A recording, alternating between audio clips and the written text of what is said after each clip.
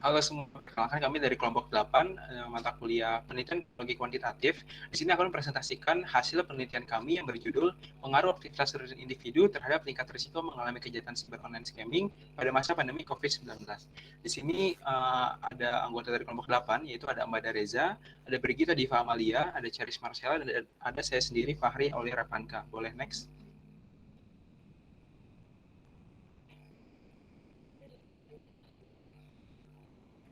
Oke, yang pertama itu satu, itu pendahuluan, boleh langsung next.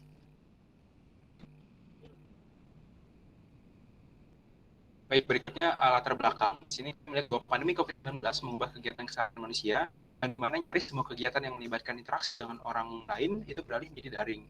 Jadi dalam kondisi tersebut, tuntutan bagi kita semua untuk beradaptasi.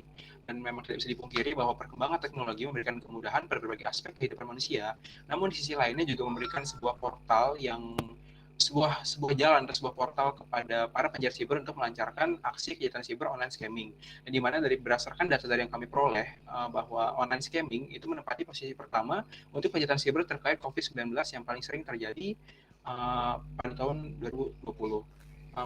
Untuk kemudian ada rumusan masalah. Di sini kami melihat bahwa saat individu memiliki peningkatan aktivitas di ruang siber, maka individu tersebut memiliki resiko lebih tinggi menjadi korban kejahatan siber online scamming. Sehingga rumusan masalah yang kami gunakan adalah bagaimana aktivitas individu mempengaruhi tingkat risiko individu mengalami kejahatan siber pada masa pandemi COVID-19.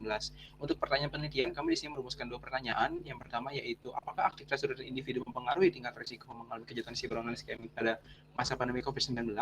Yang kedua yaitu, seberapa besar pengaruh aktivitas individu pada masa pandemi COVID-19 terhadap tingkat resiko mengalami kejahatan siber online scamming. Boleh next?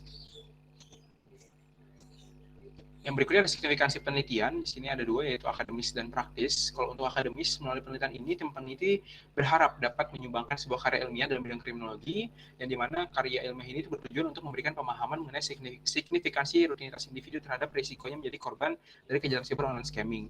Kalau untuk signifikansi praktis, di sini kami diharapkan dapat memberikan informasi mengenai pengaruh aktivitas rutin individu dan hubungan kausalitasnya dengan tingkat risiko mengalami kejahatan siber online scamming yang terjadi pada masa pandemi COVID-19. Boleh next? Baik, selanjutnya bab 2 akan kami jelaskan tentang kajian pustaka. Boleh next?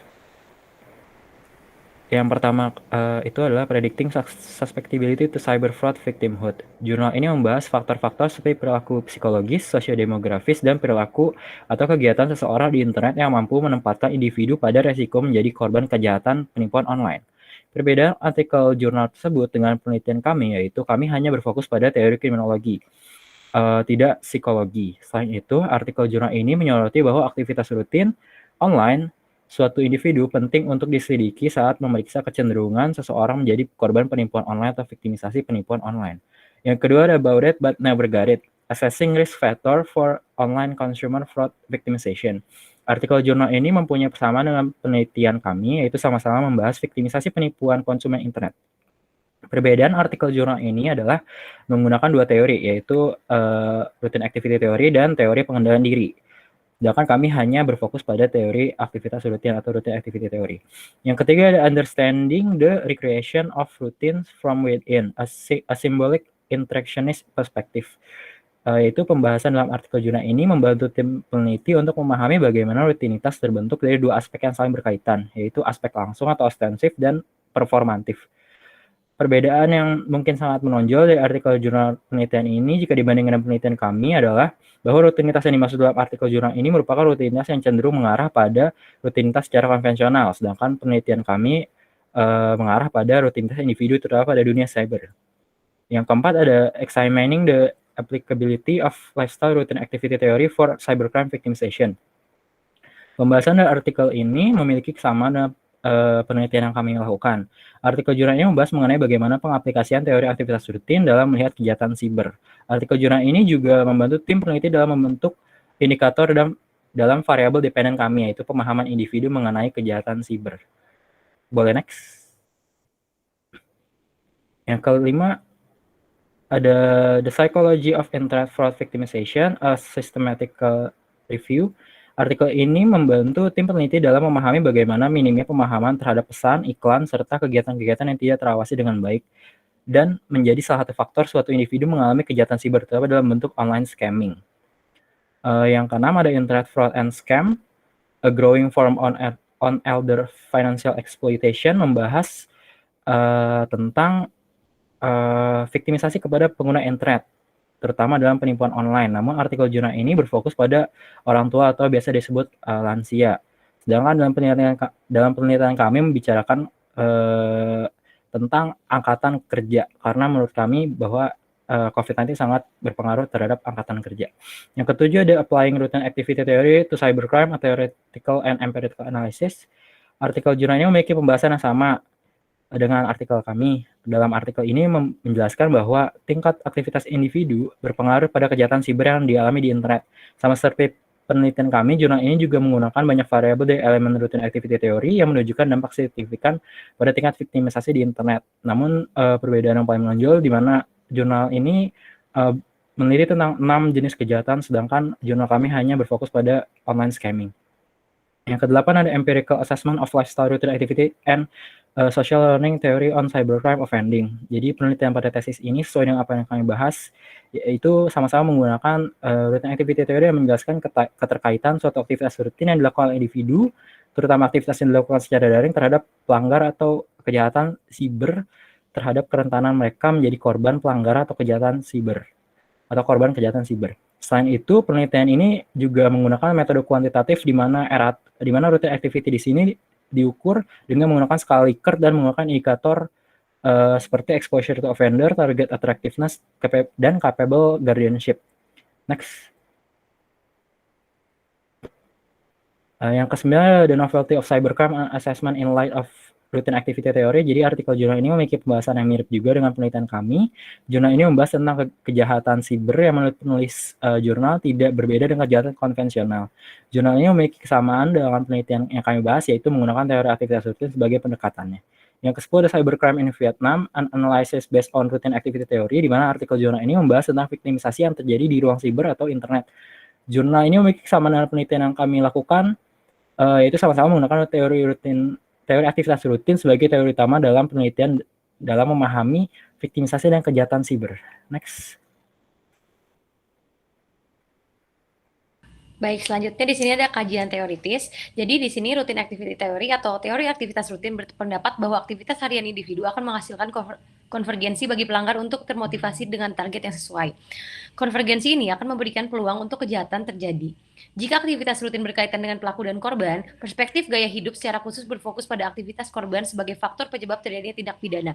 Hinilah Gottfredson dan Garofalo pada tahun 1978 menyarankan bahwa gaya hidup dan pilihan perilaku individu membantu menentukan apakah dia akan menjadi korban atau tidak.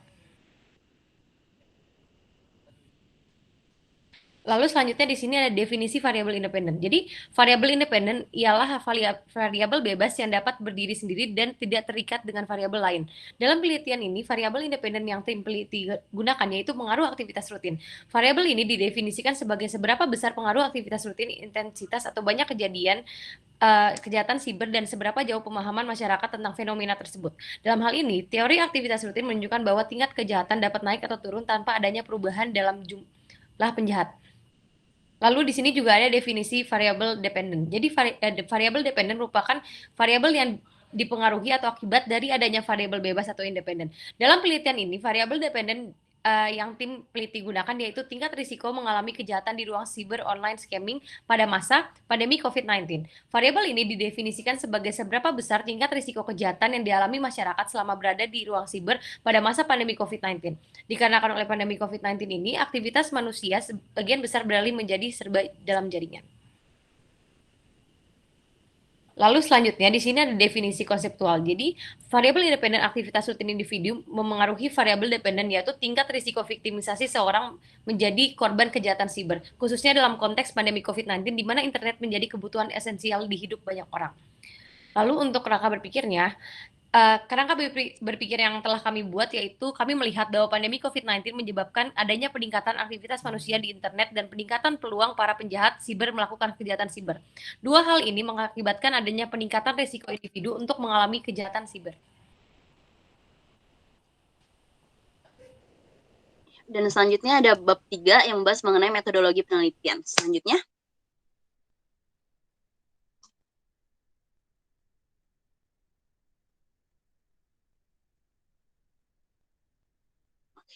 penelitian ini menggunakan pendekatan kuantitatif sehingga data-data yang ada dalam penelitian ini ada dalam berupa angka. Nah, selanjutnya pengumpulan data juga menggunakan instrumen penelitian dalam wujud analisis data yang bersifat statistik. Selanjutnya, tujuan dari penelitian ini adalah kuantitatif deskriptif. Manfaat dari penelitian ini adalah untuk menjelaskan hubungan kausalitas antara dua variabel yang ada. Penelitian ini telah diadakan sejak Maret 2021 dengan teknik yang dipakai untuk mengumpulkan data adalah dalam wujud survei untuk data primer dan studi kepustakaan untuk data sekunder. Selanjutnya,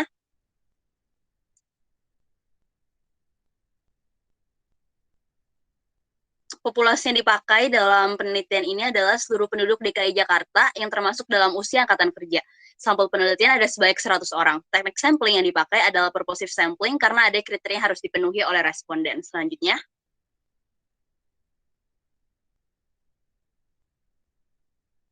lokasi penelitian meliputi seluruh provinsi DKI Jakarta. Teknik analisis yang dipakai adalah analisis univariat, bivariat, uji korelasi, dan uji regresi. Boleh selanjutnya.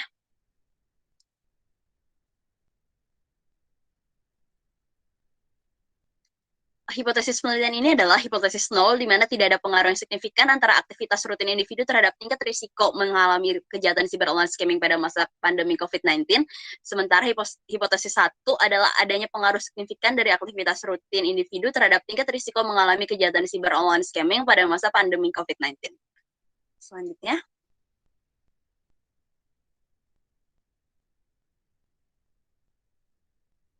Oke, baik. Berikutnya yaitu bab 4 atau temuan data analisis. Di sini yang pertama ada analisis univariat, di mana isinya ini ada analisis demografi yang berisi profil atau identitas responden.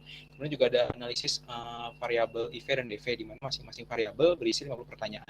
Kalau untuk analisis univariat ini ada usia responden, di mana paling dari total responden sebanyak 107 orang, yaitu yang paling banyak mengisi adalah berusia 20-24 tahun. Untuk gender di sini dari 107 orang, yang paling banyak adalah yang misalnya laki-laki sebanyak 62 orang atau 62,4%. Kalau untuk pekerjaan responden di sini paling banyak yang mengisi adalah TNI atau Polri, yaitu sebanyak 22,4%. Untuk penggunaan internet responden, seluruh responden mayoritas responden menjawab iya, atau yang mengindikasikan bahwa mereka setuju bahwa penggunaan internet mereka selama masa pandemi mengalami peningkatan. Boleh next. Nah, pada analisis bivariat tabulasi silang dapat disimpulkan bahwa 30,2% responden dengan risiko mengalami kejahatan cyber online scamming yang rendah memiliki tingkat aktivitas rutin yang tinggi. Nah, di sisi lain 69,8% lainnya memiliki tingkat aktivitas rutin yang rendah. Setelah itu, 28,1% responden dengan tingkat risiko mengalami kejahatan cyber online scamming yang tinggi memiliki tingkat aktivitas rutin yang rendah, sementara 71,9% lainnya memiliki tingkat aktivitas rutin yang tinggi. Pada uji korelasi ditemukan bahwa hubungan korelasi antara kedua variabel bersifat sedang, yaitu sebesar 57,7%. Pada uji regresi ditemukan bahwa nilai variabel dependen ada sebesar 60,419. Selanjutnya. Selanjutnya saya akan menjelaskan mengenai bab 5. Kesimpulan dari penelitian kami yaitu tim peneliti menemukan adanya pengaruh dari variabel independen atau aktivitas rutin individu terhadap variabel dependen, yaitu tingkat risiko mengalami kejahatan cyber online scamming pada masa pandemi COVID-19. Lalu selanjutnya, angka pada uji korelasi dan uji regresi menunjukkan bahwa terdapat pengaruh besar dari aktivitas rutin individu terhadap risikonya mengalami kejahatan cyber online scamming pada masa pandemi COVID-19. Untuk menanggulangi ancaman viktimisasi kejahatan cyber dalam wujud online scamming, tim peneliti memberikan rekomendasi bagi masyarakat untuk lebih berhati-hati dengan melakukan pencegahan, seperti melakukan pengecekan ulang pada tiap aktivitas internet yang dilakukan. Oke, selanjutnya ada saran di mana masih ditemukan beberapa keterbatasan penelitian yang dialami oleh anggota peneliti. Maka dari itu kami akan menyarankan untuk selanjutnya agar penelitiannya dapat lebih baik lagi. Dari segi kuesioner, jumlah pertanyaan yang cukup banyak perlu lebih untuk dipertimbangkan lagi. Dan dari kerjasama tim, kendala yang kami hadapi adalah menentukan waktu untuk mengerjakan penelitian, dikarenakan setiap anggota memiliki jadwal masing-masing yang berbeda. Saran yang telah kami paparkan diharapkan dapat menciptakan penelitian lainnya yang lebih memperdalam variabel hingga indikator yang lebih rinci dan akurat sehingga didapatkan hasil yang lebih baik. Sekian presentasi yang dapat kami sampaikan. Kurang lebih mohon maaf. Terima kasih.